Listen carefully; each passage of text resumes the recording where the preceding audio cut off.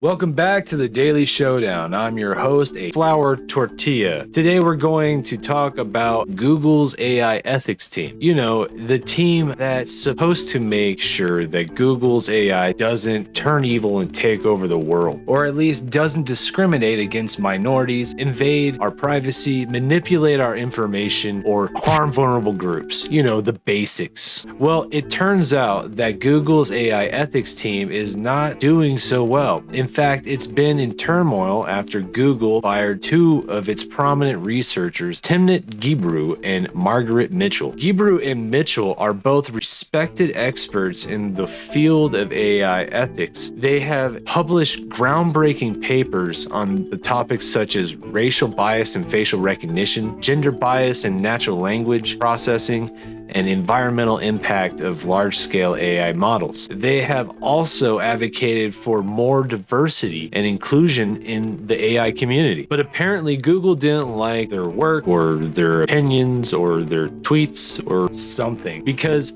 they fired them in a very shady way. Yeah, let me tell you what happened. First, Gebru was asked to retract a paper she co-authored that criticized Google's AI for being too large, too costly, and too harmful. She refused to do so without a proper explanation and a discussion with her colleagues. She also sent an email to an internal mailing list expressing her frustration with Google's lack of transparency and accountability. And then what did Google do? They fired her. They said she resigned, but she didn't resign. They just cut off her access to her email and her work account. That's not how you treat an employee. That's how you treat an ex who won't stop DMing you. Google's next step? They fired Mitchell. Mitchell was Gebru's co-leader of the AI ethics team. She was also very vocal about supporting Gebru and criticizing Google's actions. Oh, Google didn't stop there. They fired her too. They said she violated their code of conduct and security policies by exfiltrating confidential documents and data. Yeah, that's not how you treat an employee either. That's how you treat a spy who stole your secrets. And then what did Google do after that? They hired a new head of AI ethics, Marion Croak.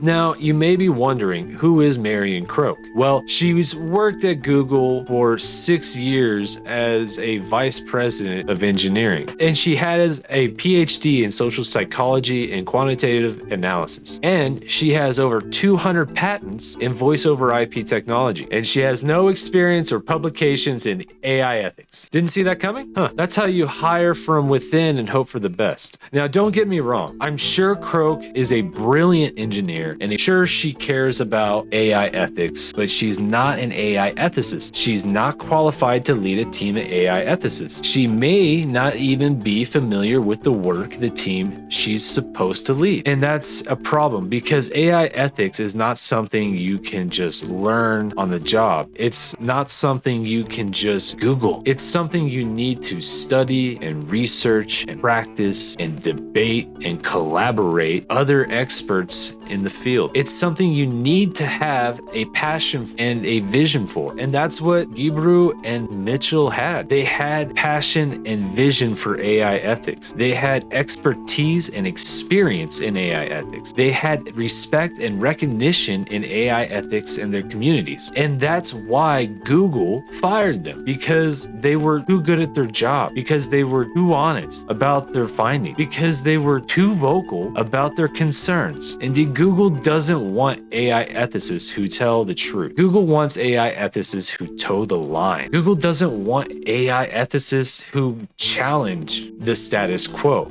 Google wants AI ethicists who maintain the status quo. Google doesn't want AI ethicists who protect the public interest. Google wants AI ethicists who protect the corporate interest. And that's why we should care about AI ethics, because it affects all of us, because it shapes society, because it determines our future. And that's why we should support Gebru and Mitchell. They are brave and brilliant. They are leaders and pioneers because they are heroes and role models. And that's why we should question Google. They are a large and powerful corporation. They are hypocritical and dishonest because they are cowards, and bullies. And that's our show for today. Thank you for watching the Daily Showdown with that tortilla face. Be sure to like and subscribe to the channel. Google, please don't ban me.